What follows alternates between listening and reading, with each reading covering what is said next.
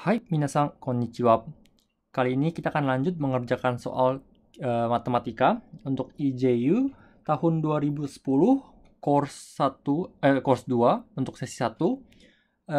Dan soal kali ini adalah soal nomor 2. Oke, jadi kita mulai. Jadi kita punya soal seperti berikut. Consider two straight lines. Jadi ada dua garis lurus, Y sama dengan 1 dan Y sama dengan minus 1. Kita gambar dulu ya. Kita punya Y sama dengan 1 dan Y sama dengan minus 1. Seperti ini ya. Kemudian and the point 0.3. Jadi 1, 2, 3. 0,3. Namanya poin titik A ya. Nah, di sini on a point P, take a straight line at y is equal to 1 and one point at y equals to minus 1. Jadi ada satu titik di sini dan satu titik di sini. Kita ambil titik P dan titik Q. Oke, sehingga sudut PAQ ya, itu adalah 90 derajat. Oke.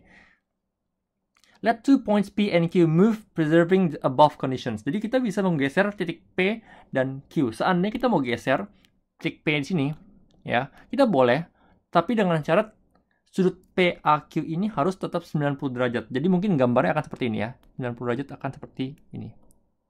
Titik Q-nya akan pindah ke sini, dia akan geser. Seperti itu, oke? Nah, sekarang we are to find the minimum value of length of the line segment PQ. Jadi kita mau cari tahu itu berapa sih panjangnya si garis PQ ini, garis panjang minimumnya, ya. Jadi kalau kamu bisa bayangkan, semakin kamu bawa satu titik ini P titik Q ini makin jauh ke ujung seperti ini ya, maka kamu punya garis PQ ini akan sangat panjang ya, akan jadi sangat panjang.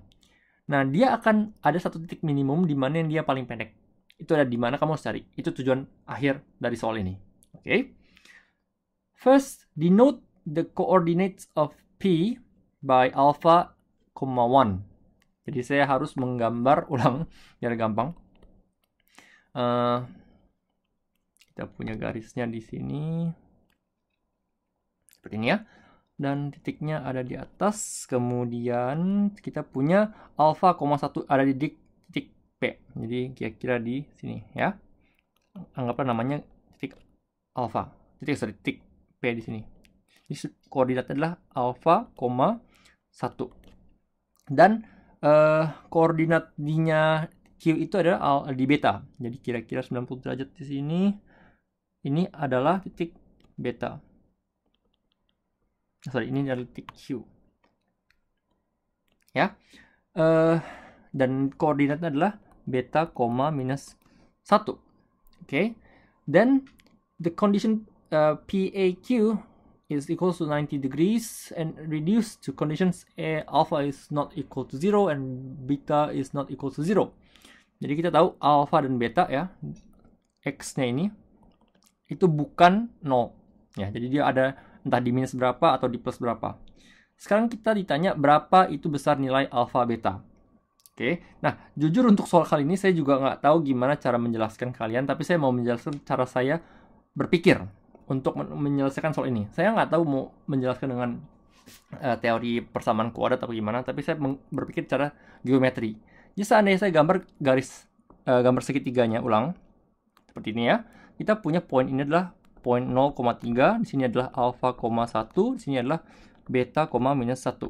Dan karena ini titik sumbu X-nya, sumbu Y-nya, maka ini adalah titik tengah. Nah, jarak dari sini ke sini adalah 2. Sedangkan dari 0 ke alfa adalah alfa. Ya, kita nggak tahu berapa alfa. Maka dari itu saya sengaja untuk nentuin angka alfa sendiri. Saya pasang alfa itu adalah 2. Misalnya alfa itu 2. Oke? Kalau alfa itu sama dengan 2, maka saya punya garis ini besarnya 2 akar 2. Oke. Nah, kalau di 2 akar 2 arti apa? Kita tahu kalau dia adalah 90 derajat di sini, 45 di sini, 45 di sini. Oke. Dan seandainya ini adalah 90 derajat, maka sisa besarnya sudut ini adalah 45 derajat. Oke. Nah, kita punya 45 derajat dan kita tarik garis ini. Coba saya gambarnya agak bagus ya. Mana? Ya. Kita tarik garisnya di sini. Karena ini 90 derajat, ini 45 derajat, maka ini juga 45 derajat. Segitiga sama kaki, ya. Kita punya 2 di sini panjangnya, maka di sini juga panjangnya adalah 2. Oke. Nah, kalau ini 2, maka kita harus cari jarak dari ujung ke ujung sini. Kita mau cari titik B. Seandainya alfa itu 2, B-nya berapa sih? Itu yang mau saya cari tahu. Oke. Nah, lanjut yang bisa saya kerjakan adalah jarak dari sini ke sini kan 2. Dan alfa ke beta juga sebenarnya 2. Karena ya, Y sama dengan 1, Y sama dengan minus 1, jarak sini adalah 2. Maka kita bisa bilang, kalau ini 2, dan ini 2, ya nggak mungkin gambar saya jelek ya. 2 ya. Wah, ya. Hai. Ya, jadi ini 2 dan ini 2, maka ini juga segitiga sama kaki. Ya, ini 45 derajat, 45 derajat. Artinya ini juga 90 derajat, 90 derajat, 2, 2. Oke. Nah, kalau ini 45 derajat, artinya ini satu garis lurus, 190 derajat, dan ini adalah 45 derajat. Ini juga 90 derajat, dan ini adalah garis dengan panjangnya 2. Nah, artinya apa? Seandainya saya pasang alfa itu 2, maka saya tahu betanya itu adalah 2. Ngerti maksudnya?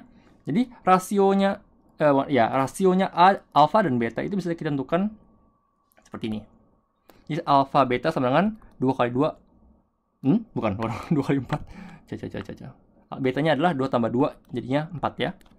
Nah, karena kita tahu alfa itu koordinatnya ada di minus. Oke.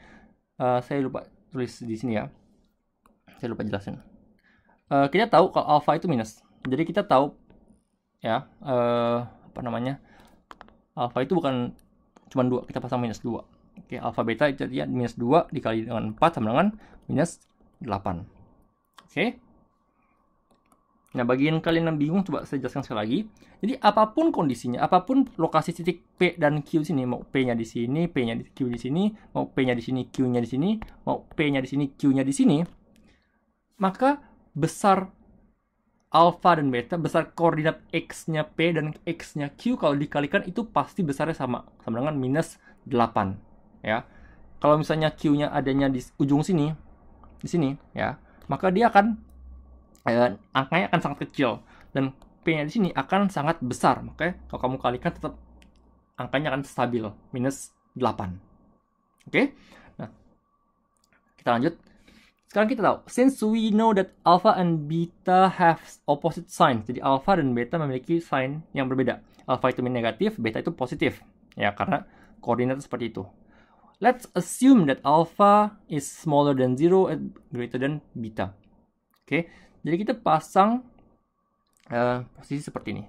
Gambar yang ada seperti ini ya.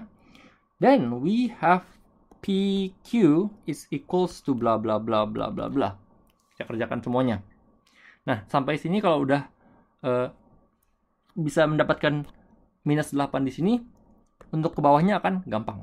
Coba kamu kerjakan sekarang. Saya akan di waktu kamu pause videonya, kerjakan dan kita akan cocokkan jawabannya bersama.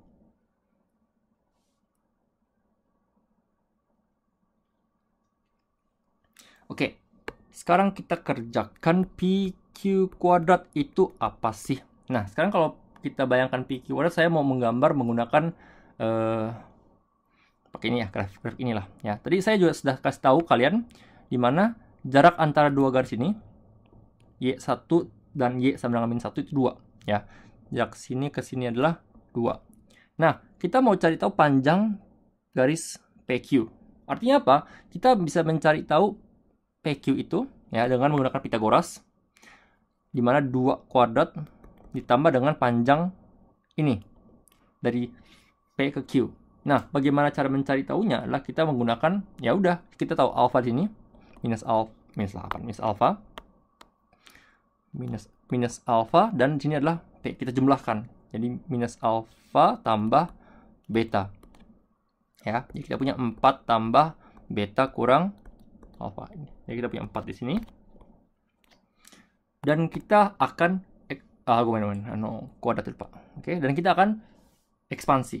Kita punya 4 tambah alfa kuadrat tambah beta kuadrat dikurang dengan 2 alfa beta. Nah, kita masukkan 2 alfa betanya dari yang tadi, nomor atas. Kita tahu alfa beta itu adalah minus 8. Jadi kita masukkan 4 tambah alfa tambah beta kurang 2 kali minus 8 sama dengan alfa kuadrat tambah beta kuadrat tambah 20. Ya. Nah, kita tahu PQ kuadrat sama dengan ini. Dan kita stop. Kenapa? Karena kita tidak tahu alfa berapa, beta berapa. Nah, di sini dia akan, ini 20 ya jawabannya. Jawaban untuk DE 20. Nah, kita lanjut. Kalau baca soalnya, setelah itu PQ dia akan menunjukkan logo ini. Pertidaksamaan. Nah, bagi kalian yang sudah mengerti kenapa alasannya, kamu tinggal kerjakan dengan baik ya. Bagi yang belum mengerti kenapa bisa menjadi seperti ini, saya mau menjelaskan sebelumnya mengenai arithmetic mean. Saya nggak tahu sih bahasa Indonesia atau bahasa Inggris yang persis sepertinya benar apa. Arithmetic mean. Atau kalau bahasa Jepangnya, soka heikin kana? Soka heikin. Hai. Soka heikin. Apa yang dimaksud dengan prinsip ini adalah seandainya kamu punya bilangan A dan B. Ya. Rata-rata dari jumlah A dan B ini itu pasti lebih kecil daripada perkalian yang diakarkan. Ya, seandainya saya punya bilangan A-nya 4, B-nya 6. Jadi 4 tambah 6 bagi 2. Itu pasti lebih kecil dari 4 dikali dengan 6. Coba kamu buktikan, jadi 5 itu lebih kecil dari akar 24. Ya, ini kan akar 25. Seperti itu. Jadi ini adalah prinsip yang dipakai untuk mencari tahu nilai minimum sesuatu. Oke. Nah, dari situlah kenapa kita bisa menggunakan angka ini untuk mencari tahu ya, kita punya alfa kuadrat beta kuadrat ya. Jadi kalau kita kuadratkan di sini ya, kita kuadratkan sebelah kiri dan sebelah kanan, kita bisa mendapatkan A tambah B kuadrat bagi dengan 4 lebih besar daripada AB ya. Kita pindahkan A kuadrat tambah 2AB tambah B kuadrat itu lebih besar dari 4AB. 2AB pindah ke sebelah, A kuadrat tambah B kuadrat itu lebih besar daripada 2AB. Nah, inilah yang bisa kita pakai untuk mengerjakan sini ya. Kita tulis ulang menjadi PQ itu lebih besar daripada 2A alfa beta. Kenapa kali ini kita pakai rasional, besar rasional? Karena kita mau tunjukkan panjang ya, bukan koordinat. Jadi kita, karena alfa itu minus, jadi kita mau pasang itu sebagai bilangan plus ya. Itu lebih besar dari PQ itu lebih besar daripada 2 alfa beta tambah 20. Nah, kalau kita kerjakan lagi, alfa beta itu kan minus 8. Jadi kita punya 2 kali minus 8 dirasionalisasi jadi 8 tambah 20 sama dengan 36. Jadi PQ kuadrat itu lebih besar daripada 36, PQ itu pasti lebih besar daripada 6. Ya, jadi apapun itu, kamu mau punya garis PQ itu mau sepanjang apapun, minimumnya itu pasti paling pendek menjadi 6. Oke. Nah, pertanyaan berikutnya adalah ketika PQ itu adalah 6, di mana lokasi alfa, di mana lokasi beta? Coba kamu kerjakan ini ya. Saya beri waktu lagi, kamu pause videonya, kamu kerjakan, dan kita akan cocokkan jawabannya bersama.